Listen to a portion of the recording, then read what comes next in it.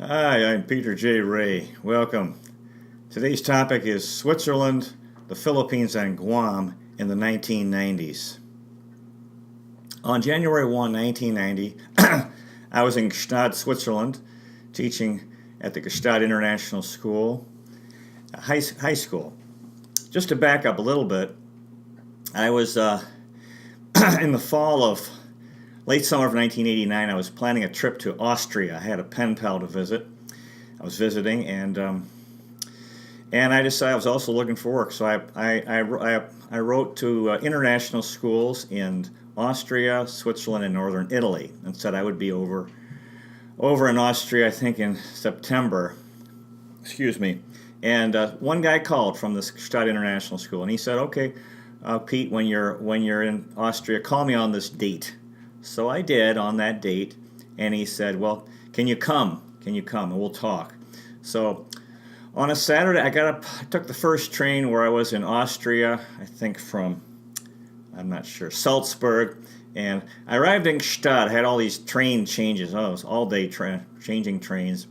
Arrived in Gstaad at 10:30 p.m. on a Saturday night, and Alan Superbier came to the train station after a while, picked me up, took me to the school. And we had an interview right then, Saturday night. And I wasn't sure that apparently I had been hired. I didn't really know it. And he took me to an apartment to stay the night. And the next day we had lunch at the school, and we planned the schedule with the other teachers. And on Monday I was teaching. So it was actually Sunday night I called my parents. I said, "Oh, well, I'm not coming home. I got a job here." So Saturday night I arrived. Monday morning I was teaching at the school. Anyway, I think in the spring of 1990, we had a spring break. I think I went to Paris, France, with one of the students. Stayed with him and his father, and that was really great to see Paris, especially the Eiffel Tower, and especially Notre Dame, because I love that book, Hunchback of Notre Dame, one of my favorite books. And of course the Louvre with the Mona Lisa, and this student Fred Yeteri, and he said, "Oh yeah, if you want to be a cool guy, you sit in a cafe on the Champs-Élysées and reading a book using a Louvre ticket as a bookmark." So anyway, yeah, the school year was wonderful. Had a wonderful school year. It was amazing. My first teaching job. I was finally made my parents proud. We all want to make our parents proud, and I finally did. After years of disappointment and shame. I brought shame to them. They were ashamed of me because I was a bad guy, from drinking and taking drugs and being unemployed and making trouble. So I finally made my parents proud. I was real happy. It was a wonderful experience over there. And we used to go hiking in the mountains sometimes. And I remember the first time I was supposed to be with the kids. We were dropped off in the mountains, and immediately all the students lit cigarettes. And I said, "Oh, isn't there a no smoking policy?" Well, I couldn't do anything about that. You pick your battles in life and in teaching. One time, we had a disagreement with the students about where we should go, and they went one way, I went another, and I got lost, and I ended up back at the school after dark, late, and I was really tired, but I still I missed my classes. He wanted me to teach. One time I was out hiking on my own, and Switzerland, when you go hiking, because of the cold climate and the altitude, there's snow like year-round practically, and some of these mountain roads are, you're walking along, all of a sudden there's all this snow, and you have to turn around, because it only melts like maybe in late July, or maybe in July, and so one time I got tired of keep going back on these roads, so I decided to keep going, and I got lost and ended up in a gorge, but I made my way out. Thankfully I made my way out. So anyway, school year came to an end, and I thought, what am I going to do this summer? And I could have taught at the school. There was summer school, but I thought, no, I didn't want to do that. I wanted to take a break. I could have come home to Rocky River to see my parents. They wanted me to come home, but I thought, no, I don't want to go home. I want to see the world. I could have traveled in Europe. That could have been a good thing to do, travel around, stay at youth hostels, go see the sights of Europe, all over Europe. But The thing is, I had turned 30 years old. I was 30, finally had a good job. I was feeling manly. No, and I wanted to have a family. I wanted to get married and have a family, and so that's what I wanted to do. And so I had a pen pal in the Philippines named Alice Garcia. We'd been writing for about 3 years, and I could tell she was a good person. That's what's important in life. So I asked her if I could visit. So she said, sure. So I came and spent 2 months in their home on Allenby Street in New Manila, Quezon City, Philippines. And she was busy running Restless Educational Center. So she was actually working during the work week.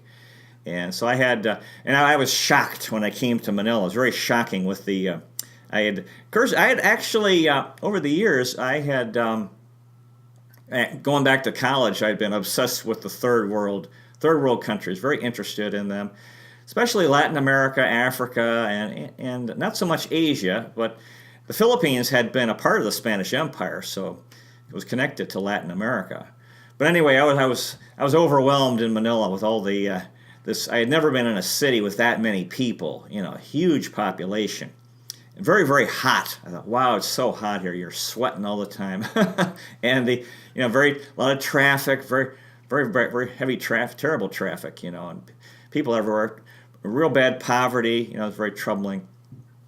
So anyway, we decided to get married, but although I couldn't imagine living in the Philippines, and I didn't know where we would live, so we decided to get married in a year. So we were engaged by the end of my visit.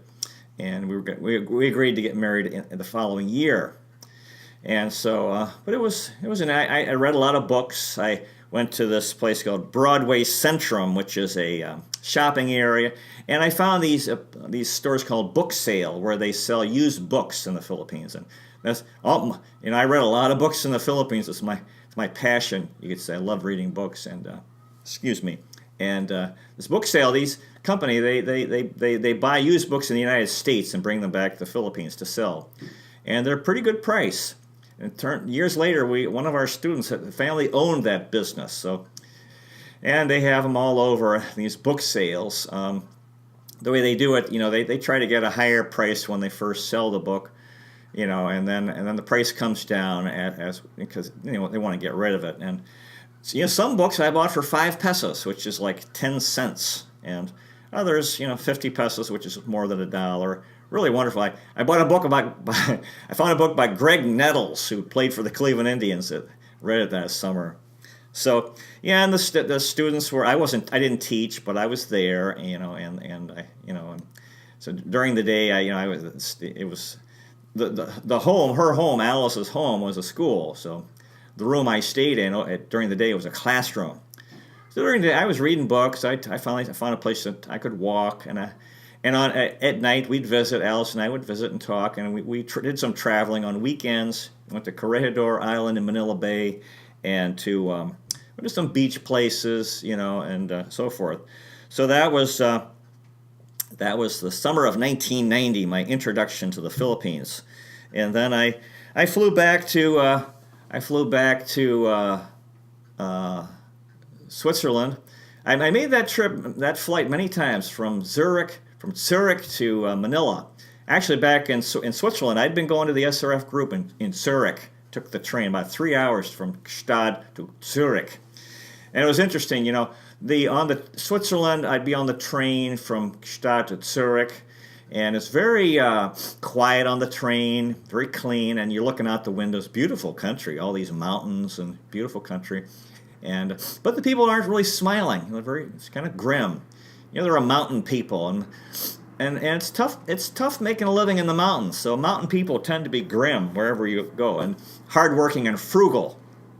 This one time, I remember there was a guy selling food and beverages, pushing a cart, and I bought a cup of coffee, and he gave me a napkin, a real nice little napkin, excuse me, and I remember this Swiss lady across from me, she kept looking at this napkin I had, and I could see her surreptitiously looking, and seeing if I was going to use it, whether I would, use it or, put it in my pocket, and she kept looking, and finally, she sort of snatched it away, tried to subtly take it, and she got it for herself. So I thought it was kind of funny. So anyway, I'd be on these trips to Manila. I'd be on the train to Zurich, and real quiet, beautiful. People aren't smiling, and cold, cold country. And I'd fly into Manila, and it's super hot, people everywhere, dirty, noisy, crazy, chaotic, and two extremes. But the people smiling, Filipinos. That's the thing that makes the Philippines great, I think, because people aren't. We need happiness is important, and Filipinos are a happy people, despite everything they go through, hardships and their history, and the hardships of life today, in the country. So anyway, I flew back to Switzerland for another school year, my second school year in Gstaad, and then this would be the fall of 1990, and then had a good school year with students, and we ended up, same thing. My second year in Gstaad, I flew back to Manila I flew back to Manila for Christmas, and I had my first New Year's in Manila. Man, crazy, really noisy. Never liked it, but a real nice Christmas spirit. Christmas spirit is tremendous in the Philippines.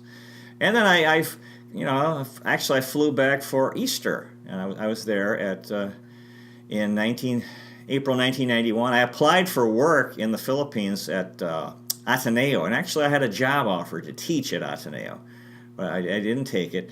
And then I finally, I was very troubled. I thought, we're going to get married. Where are we going to live? And finally realized, Alice couldn't leave. She really couldn't leave because she was running this school, taking care of her parents and two sisters. So we agreed that we would live in the Philippines and that I would work at Restless, because I thought, well, if I have to go in traffic every day to Ateneo, and it doesn't pay much anyway, so that would be real tough. I don't think I would have fit in at Ateneo anyway, because they're a real strict school, and I'm not that strict. I'm not a strict teacher.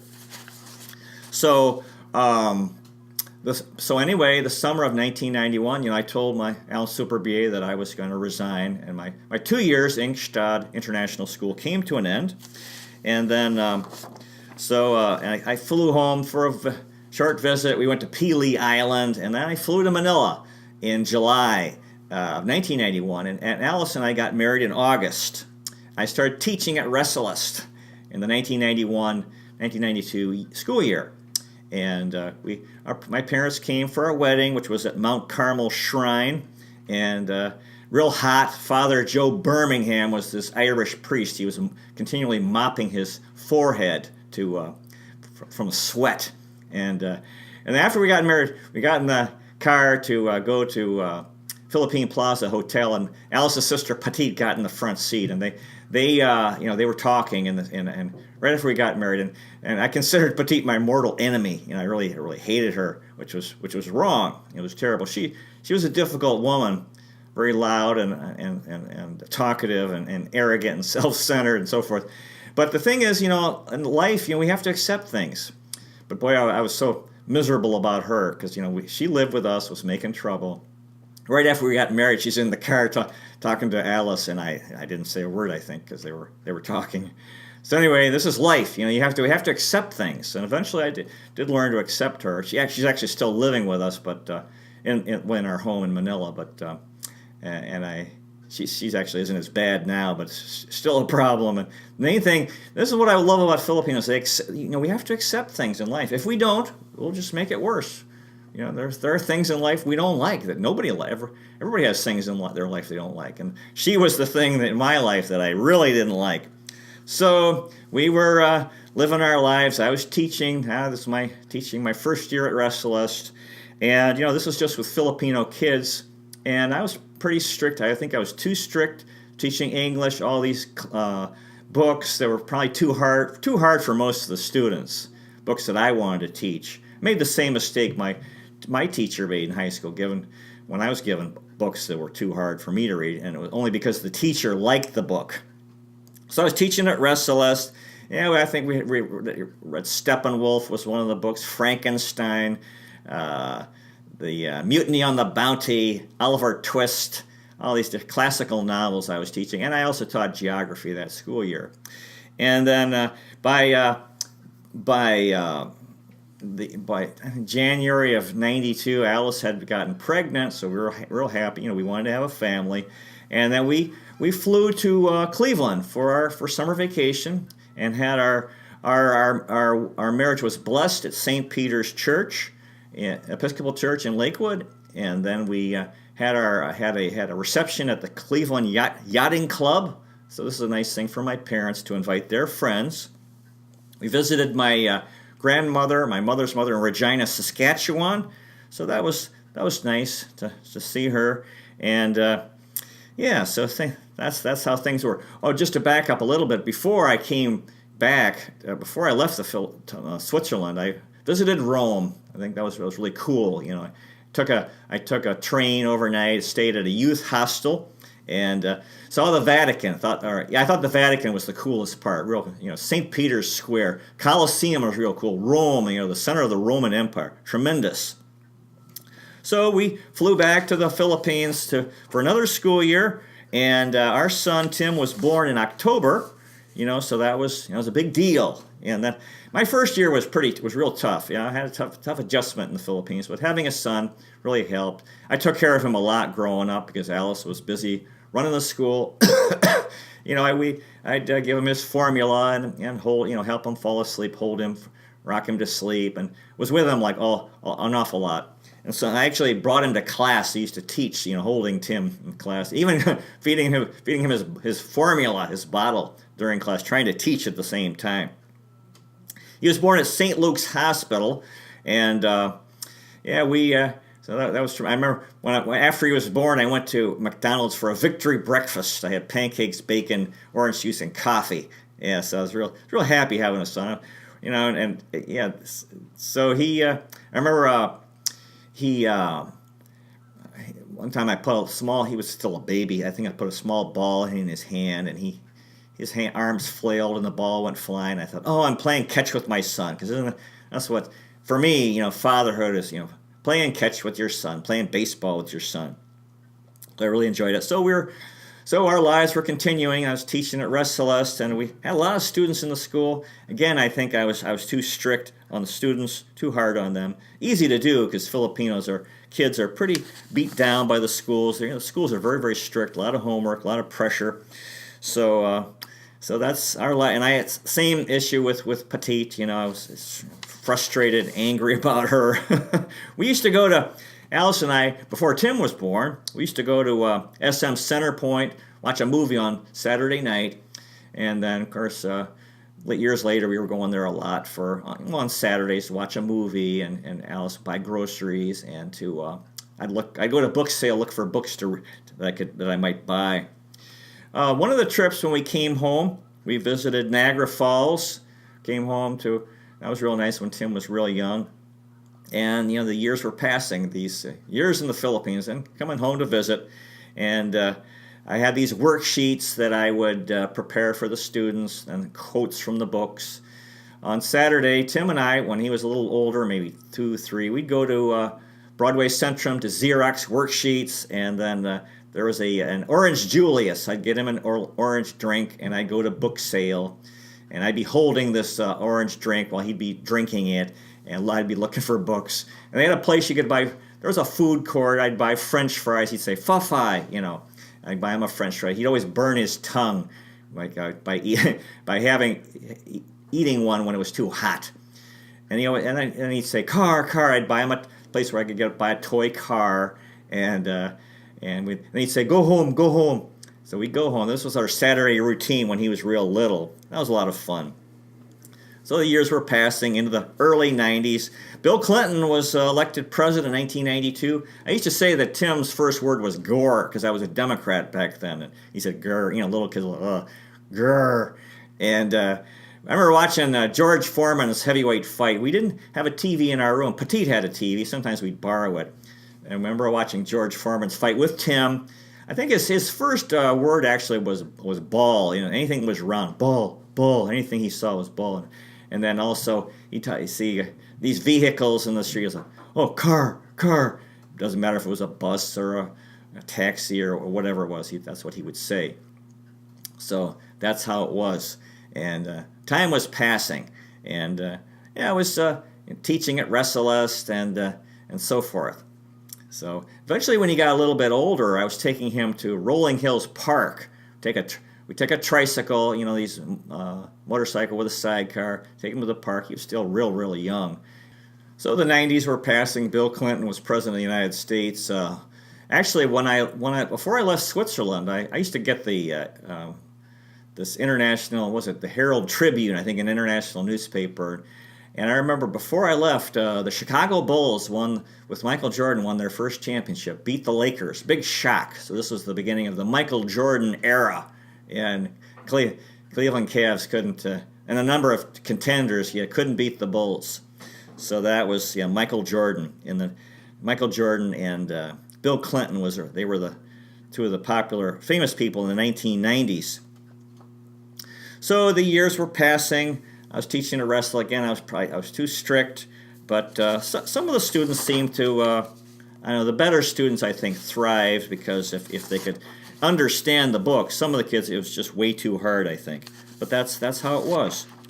And the best thing is relationships we have with people. And Ali Lamoglia was a wonderful student. Iñaki Matute, Miggy Matute, Gina Choi, really liked.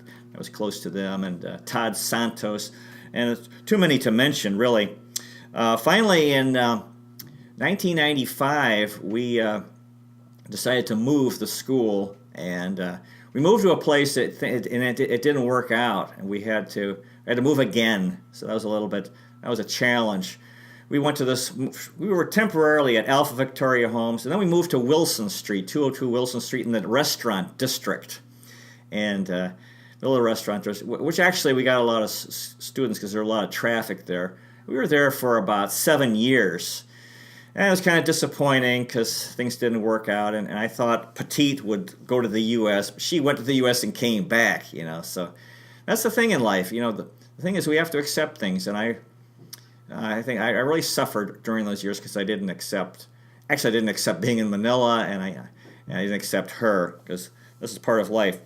So anyway, by 1996, I decided to go to Guam. I thought, we got to do something. I was discontented, and I thought Guam would be a good place for our family to live because it had a big Filipino community, and it's U.S. and it's not too far away. And it's similar to the Philippines. So I flew to Guam in I think June 1996, and I got a job. Actually, I think you can still get work there. There are openings, people come and go. And so I got this job at a middle school, F.B. Leon Guerrero Middle School in Jigo, Guam. And I had a tough year because I missed Alice and Tim. Tim was a cute little boy, and I like Guam. Actually, I had a very tough time with my job with these middle school, grades 7 and 8. The kids were very, very tough to handle. I had a tough time with them. When I flew into Guam, stayed at a hotel in Agana, and I walked to a baseball game. And I thought this is cool. Watch this, and it was a nice stadium. Well, it was a small stadium. I don't know how many seats, maybe 1,000, 2,000 seats. It's Guam Baseball League. I tried out for the Guam Olympic baseball team. Didn't make it. I wish I had joined a team. I got in Guam. I would just work. I was kind of overwhelmed with my job. Just go to work and come home and gained weight, kind of. But I had friends and AA friends there, which would really help. They were my friends. So, and I finally decided to go back to the Philippines after that year. Alice and Tim visited at Christmas. We had a real nice Christmas in Guam, and I explored the island, did a lot of hikes. It's a real nice island, and over the years I've thought about going back. We've flown through Guam over the years. I really like Guam. Guam's a nice place, nice island, good people, big Chamorro population. I think like 40%, but I think there are more Filipinos, and they also have the people from the small islands in Micronesia like Panapay and Chuuk and Saipan and so forth. And there are Chinese and Koreans, even Mexicans. I met a Mexican guy. I said, "Viva Zapata!" And he said, "Como no?" Which means, of course, Zapata is like a national hero of Mexico. So Guam's an interesting island. Yeah, play baseball. It's an American island, American territory, and yeah, so interesting, real international. A lot of Japanese tourists go there, and so I had a good experience in Guam.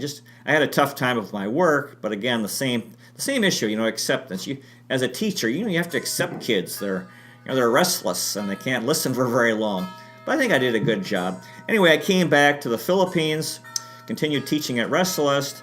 This is into 1997, and yeah, we were living in San Juan, Metro Manila, and in the restaurant district. I'd go to Intramuros to get my paperwork.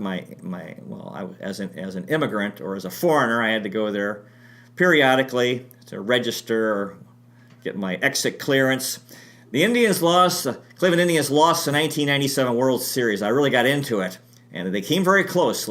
Game 7, they had the lead in the ninth, but they couldn't win, and I was really miserable after that. I was felt horrible, but it actually helped me because I thought, I've got to reapply myself to my spiritual path, self-realization fellowship, and I did, and then my life became much better as a result. We actually had a student who became famous in later years named Erwin Tagle. He's a MMA, famous in mixed martial arts. He was one of our students. I was too strict with him, I know that. And so the years were passing, and we actually went to Hawaii for Christmas. My mother organized that. We met my mom and dad and my brother and sister and Alice, Tim, and I. We flew and stayed in Kauai for Christmas. So that was real good. Kauai, Hawaii. And otherwise, we were in Manila for Christmas. We'd go to the Green Hills Shopping Center. I would walk down Wilson Street to the Green Hills Shopping Center for whatever I needed to do. They had a book sale there and a national bookstore, and mostly I'd go there for books. That's my thing, buying books. So the years were passing, and by 1990, I had a real. We had in PE we played basketball. That was pretty much all we did, and I used to play with the students. We called it the Restless Basketball Association. Started keeping statistics. Actually, we had some real good years there at Restless where I was I felt I was trying not to be too strict. Teaching is a real art, and over the years sometimes I was too strict, maybe sometimes too lenient. I wanted students to enjoy school. And it's being a teacher is an ongoing thing, trying to figure out, at least for me, trying to figure out what to do as a teacher. But we made basketball cards for the students. I take an NBA card and I take a photograph of the student, and I would cut out the head and superimpose it on the NBA card, and then I type up the statistics. And then I put that on the back and Xerox it and laminate. So you'd have a basketball card with the student's head on an NBA player's body on the front, and the back would be his statistics: games played, points per game, rebounds per game, steals, assists, and so forth. So that's how the late 90s were passing. Bill Clinton continued to be president and until 2000. He was reelected in 1996, and I was teaching at Restless, and we had field trips to different places. We actually had a field trip to Intramuros. We only did that once. The students walked the walls, real hot, walked the walls of the old Spanish city, starting at immigration all the way to Fort Santiago, with stops at San Agustin Church and McDonald's. And I think this other place, I can't remember the name, where you go into an old Spanish house. That was across the street from San Agustin Church, this real cool old church. I think the only church that was spared from the American bombing in the Second World War. So Tim was getting older. We eventually, I started taking him a few times to Green Hills West, Roosevelt Park. Didn't really get that started till later. No, actually, summer of 1999, that's right. I started the Cleveland City of Champions T-shirts project, and we started taking Tim to Roosevelt Park. That changed my life. Summer of 1999, and we met all these other kids. And that lasted for about nine good years, where we had a lot of kids coming, mostly in the summer. Also during this, on weekends during the school year, not so many kids. Had an awful lot of fun playing with these kids and playing baseball and basketball. We play. We do play tag. What they call touch taya. Really fun. All these kids. Billy Kopelman, Daffy Dominguez, Cholo Dominguez, Jazzle Dominguez, Sam De La Pena, Patricia Chua, Medel San Pasqual, Zigco, Ishko, Aaronco, Alvin Trinidad, Aaron Trinidad, Bonju Reyes, Dexter Togo, Kevin Reyes, Nico Decini, Tom Uy, Charles Hohenfeld, Carl Hohenfeld. Different ages, some adults, a lot of kids, an awful lot of fun. And so that's how the 90s came to an end. December 31, 1999, I was spent most of the decade, I think about 8 years in the Philippines, maybe 7 years in the Philippines, and a year in Guam, a year and a half in Switzerland. So it was a real interesting decade. I kind of felt like when I moved overseas in '89, time stopped, because for a long time I was out of touch with what was going on in the U.S. So life was changing. Cell phones became popular and computers, and actually I didn't keep up with it. Even though those things were happening in the Philippines as well, but I didn't get into it. We didn't have cable TV for a long time, so I was kind of out of touch with what was going on in the U.S., but it was a good experience being in the Philippines. The Pope came to visit, Pope John Paul II. We went to see him. Boy, there was a big crowd of people. And good years. Tim was growing up by 1999. We started this going to Roosevelt Park. Wow, wonderful experience, tremendous. So that's the 1990s. Thank you so much for watching, and I wish you well. God bless you, and I appreciate you watching. I hope you're not bored to tears. So until next time, take care, and I wish you well. Take care.